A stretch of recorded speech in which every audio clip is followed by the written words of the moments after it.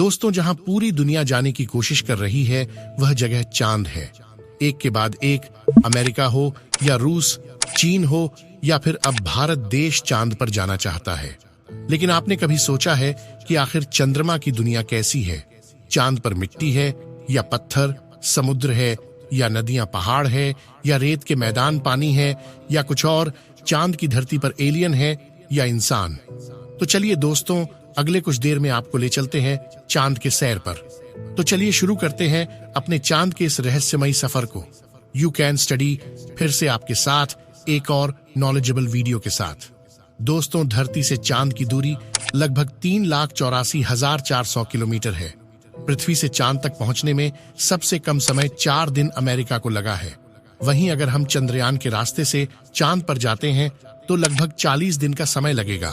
अगर यह मानकर चलें कि हम अमेरिकी स्पेस क्राफ्ट में बैठकर चांद पर जा रहे हैं तो हमें वहां पहुंचने में 4 दिन का समय लगेगा। 4 दिन बाद हम चांद की जमीन पर होंगे। चांद की जमीन पर उतरने के बाद जो हमें सबसे पहले दिखेगा वह है चांद की जमीन। आपको चांद की जमीन उभर खाबड़ नजर आएगी। चांद की जमीन पर हर तरफ आपको बड़े बड़े गड्ढे दिखाई देंगे। जब आप चांद की जमीन पर खड़े होकर ऊपर की ओर देखेंगे तो आपको हमारा खूबसूरत ग्रह पृथ्वी नजर आएगा, जिसमें आपको पृथ्वी साफ साफ अपने अक्ष पर घूर्णन करती हुई नजर आएगी, लेकिन आसमान में हमेशा उसकी स्थिरता बनाए रखेगी। अर्थात चांद पर खड़े होकर पृथ्वी को कई वर्षों से अगर हम निहारते रहे तो वह अपनी जगह से टस से मस नहीं होगी, क्योंकि चांद का गुरुत्वाकर्षण पृथ्वी के मुकाबले 6 गुना कम है। यानी चांद के जमीन पर जाने के बाद हमारा वजन 6 गुना कम हो जाएगा। यदि पृथ्वी पर आपका वजन 60 किलो है तो चांद की जमीन पर आपका वजन केवल 10 किलो ही रह जाएगा। यानी चांद की जमीन पर उतरने के बाद आप अपने आप को काफी हल्का महसूस कर रहे होंगे। आप इधर उधर आसानी से उछल पाएंगे। इसी कारण नील आर्मस्ट्रांग जब चांद पर चल रहे थे तब उछल उछल के चल रहे थे, क्योंकि दोस्तों, चांद पर पृथ्वी की तरह चल पाना संभव नहीं है। चांद की सतह पर नील आर्मस्ट्रांग और उनके साथियों के कदमों के निशान आज भी मौजूद है, क्योंकि वहां पर हवा ना होने की वजह से वह निशान मिटा नहीं है।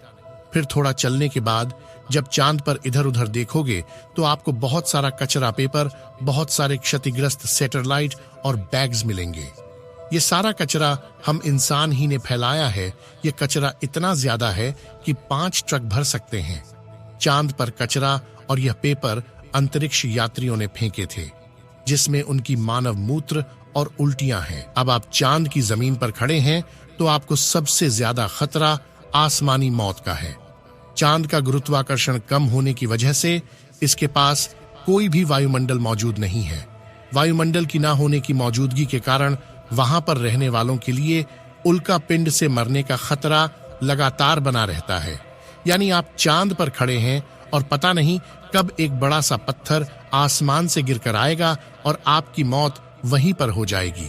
यही वजह है कि पृथ्वी से देखने पर जो चांद पर काले धब्बे दिखाई देते हैं, असल में वे धब्बे नहीं, गड्ढे हैं, जहां पर सूर्य की रोशनी नहीं पहुंच पाने की वजह से वह धब्बे नजर आते हैं। सूर्य के बाद आसमान में सबसे ज्यादा चमकने वाली अगर कोई चीज है तो वह है चंद्रमा। जब हम पृथ्वी से आसमान की तरफ देखते हैं तो हमें नीला दिखाई देता है, लेकिन जब चांद से आसमान की तरफ देखेंगे तो हमें नीला नहीं बल्कि काला दिखाई देगा। यानी आप जब भी ऊपर आसमान की तरफ देखेंगे तो आपको लगेगा कि आप काले आसमान की दुनिया में आ गए हैं। अब आप चांद पर खड़े होकर बहुत बोरिंग फील कर रहे होंगे और हम मजाक नहीं कर रहे हैं। अमेरिकी अंतरिक्ष एजेंसी नासा ने वर्ल्ड रिकॉर्ड में अपना नाम दर्ज करवाते हुए चांद पर वाईफाई की सुविधा उपलब्ध करा दी है, जो कि 3 MBPS तक इंटरनेट स्पीड देता है। यानी कि आप आराम से चांद पर इंटरनेट चलाकर अपना एंटरटेनमेंट कर सकते हैं। अब आपका मन कर रहा है कि इंटरनेट तो बहुत हुआ, अब चांद से मैं पृथ्वी पर अपने घर पर फोन करके बात करता हूं। आपने फोन मिलाया, फोन लग भी गया, लेकिन यह कि आप बोल रहे हैं लेकिन आपकी आवाज मुंह से बाहर नहीं आ रही है। जी हां, यह सच है। चांद पर आप कितना भी जोर से चिल्ला ले, आपकी आवाज मुंह से बाहर नहीं आएगी। धरती पर वायु की हमेशा हर जगह उपस्थिति रहती है, लेकिन चंद्रमा का अपना कोई वायुमंडल नहीं है, इसलिए वहां पर ध्वनि तरंगों का संचालन सामान्य रूप से संभव नहीं है। यदि आप चंद्रमा पर किसी को पुकार कर बुलाना चाहेंगे तो उस तक आपकी आवाज नहीं पहुंच पाएगी, परंतु चंद्रमा पर एस्ट्रोनॉट स्पेस सूट में रहते हैं जिसमें ऑक्सीजन और नाइट्रोजन भरकर कृत्रिम रूप से वायुमंडलीय दबाव बनाया जाता है। इसलिए वे सूट में बात कर सकते हैं और उसमें लगे माइक्रोफोन की मदद से किसी अन्य व्यक्ति तक भी अपनी बात पहुंचा सकते हैं। इस तरह से चंद्रमा पर टेलीफोन के काम करने में तो कोई समस्या नहीं है, लेकिन आपको अपनी ध्वनि को अपने मुंह से माइक्रोफोन तक पहुंचाने के लिए किसी माध्यम जैसे वायु की आवश्यकता पड़ेगी, जो कि इस स्पेस सूट में संभव है। भविष्य में अगर चांद पर इंसानी बस्ती बनती है तो यह संभव है कि टेलीफोन से चांद पर बात की जा सकती है, लेकिन चंद्रमा से पृथ्वी तक सिग्नल पहुंचने में लगभग 1.27 सेकंड का समय लगता है। इसलिए पृथ्वी से संपर्क के दौरान आपको रुक रुक कर बात करनी पड़ेगी। अब चांद पर हमको रहना है तो अब बात करते हैं चांद पर दिन और रात के बारे में। चांद को पृथ्वी का एक चक्कर लगाने में 27.3 दिन लग जाते हैं और अपने अक्ष पर भी एक चक्कर लगाने में इतना ही टाइम लगता है। यही वजह है कि चांद पर हमें एक बार में एक भाग ही दिखता है और दूसरा भाग छुपा रहता है।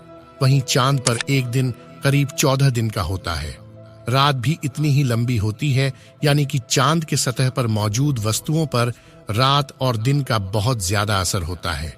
रात में चांद का तापमान लगभग -153 डिग्री तक गिर जाता है, जबकि दिन में तापमान 180 डिग्री सेल्सियस तक बढ़ जाता है। फिर चांद के अलग अलग हिस्सों की स्थितियां भी अलग अलग होती हैं। माना जाता है कि चांद का साउथ पोल बहुत ज्यादा ठंडा होता है। रात तो वहां पर इतनी ठंडी होती है कि पृथ्वी का कोई भी मनुष्य शायद ही उन हालात में रह पाए। बस्तियां बसाने की कल्पना तो दूर की बात है। अगर वैज्ञानिकों की माने तो चांद के साउथ पोल पर दिन में भी तापमान ज्यादा गर्म नहीं होता है, लेकिन रात बहुत ही ठंडी होती है। समय गुजरने के साथ ही यह गिरता है और बर्फ जमने लगती है, जो कि इस क्षेत्र में रहने की स्थितियों को और भी भयानक बना देती है। इन्हीं भयानक स्थितियों के चलते चांद पर अब तक जितने भी मिशन गए हैं वह सब चांद के उत्तरी ध्रुव वाले इलाकों में किए गए हैं। रात में हमें चांद चमकता हुआ नजर आता है, लेकिन आपको जानकर काफी हैरानी होगी कि चांद की अपनी खुद की कोई रोशनी नहीं है। जो चांद पर रोशनी नजर आती है वह सूरज से आने वाली रोशनी का रिफ्लेक्शन है, यानी कि हमें सूरज रोशनी देना बंद कर दे तो हमें चांद पर कुछ भी नजर नहीं आएगा। चांद पृथ्वी के चारों तरफ घूमते वक्त अपना एक ही हिस्सा पृथ्वी के सामने रखने के कारण चांद का दूसरा हिस्सा आज तक पृथ्वी के किसी भी मनुष्य ने नहीं देखा है। दोस्तों, चांद पर मौसम नहीं पाए जाते हैं क्योंकि परिक्रमा के दौरान चांद अपनी दूरी पर सिर्फ 1.54 डिग्री तक ही होता है, जबकि पृथ्वी 23.44 डिग्री तक झुकी होती है। चांद के ध्रुवों पर कई ऐसे इलाके हैं जहां कभी सूरज की रोशनी पहुंच ही नहीं पाती है, यानी घूमते हुए अगर आप चांद के इन इलाकों में पहुंच गए तो वहां नजारे बेहद ही भयानक होंगे। आपको जानकर हैरानी होगी कि पृथ्वी की वजह से चांद पर मौसम नहीं बदलते, लेकिन चांद की वजह से पृथ्वी पर मौसम बदलते हैं। अब अगर आपका चांद की दुनिया का सफर कंप्लीट हो गया हो तो आप अपनी स्पेसक्राफ्ट में बैठ जाएं और उसके बाद धरती पर आने के लिए रवाना हो जाएं। दोस्तों, आपको चांद का डरावना और रहस्यमयी जानकारियों से भरा सफर कैसा लगा, हमें कमेंट बॉक्स में लिखकर जरूर बताएं। तो चलिए दोस्तों, इस वीडियो को यहीं पर खत्म करते हैं।